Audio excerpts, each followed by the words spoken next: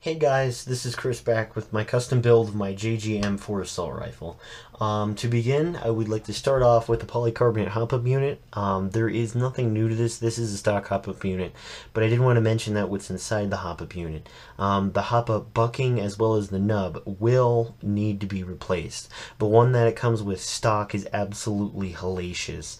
It will underhop, and if you slightly adjust it, it will overhop. It will go everywhere. It'll go to the moon. It'll go to the bottom of the earth. So I would definitely strongly recommend getting a new bucking as well as a new nub. The one that I put in here is a G&G green nub.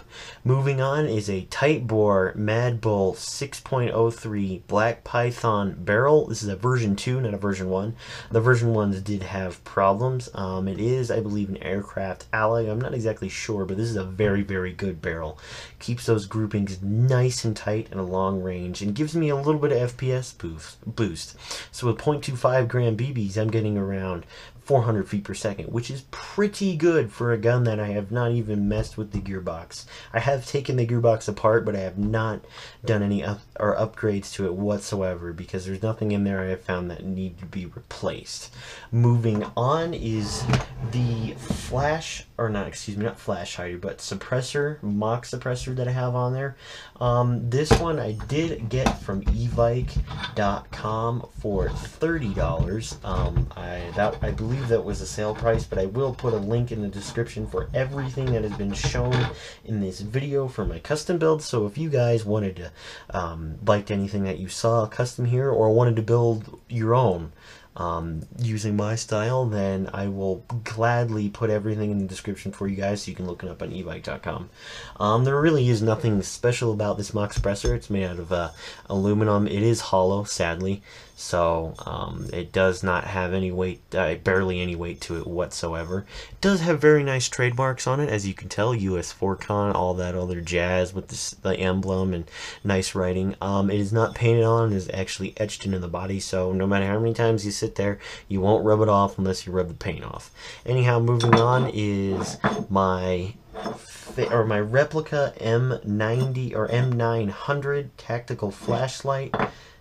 There we go. Tactical flashlight vertical grip combo. This is used by special forces throughout U.S. coalitions. It is a pretty decent replica. It does, out of the box, it is at 120 lumens. The batteries are CR123 123 batteries, so they are pretty difficult to find. Right there is a pressure switch. On either side is a pressure switch. You don't have to push both. You can push one or the other or both, whatever, depending on what you want to do. This is basically your on-off switch. So right now, this is on, that's off. Does not have a manual, so I had to figure all this out by myself. Also, there is a switch just in case you wanted to make sure that it stays on permanently without having to hold on the pressure switch. The other thing I'd like to mention is that the quick detach was pretty difficult at first, but it is managing to work itself out. One other thing finally I would like to mention is that this back pressure switch right here is for the LED, but I messed with the wiring and sometimes it works, sometimes it doesn't. So this video it just didn't want to work. Anyhow, moving on, let me just move all this stuff up. I have my replica ACOG sight. It is a pretty decent replica. There is no zoom capabilities, so all it is basically just a red dot and an ACOG shell. It is, I believe, on evike.com for $60. Anyhow, moving on to the sight, it is adjustable for windage and elevation right here. You can simply unscrew these knobs, and there you go, and your adjustments are here. It does adjust actually fairly well. I was surprised, it being a Chinese clone. Anyhow, it does have two colors for dots as well as brightness. You do get a green as well as a very dim red, at least for mine. For whatever reason, it is pretty dim, which is sad for the red, but I'm okay with using green. I do use red in night games just simply because it adds a little bit better contrast, as well as you can see with the reflective coating, the laser bouncing off the top. So that is one downside.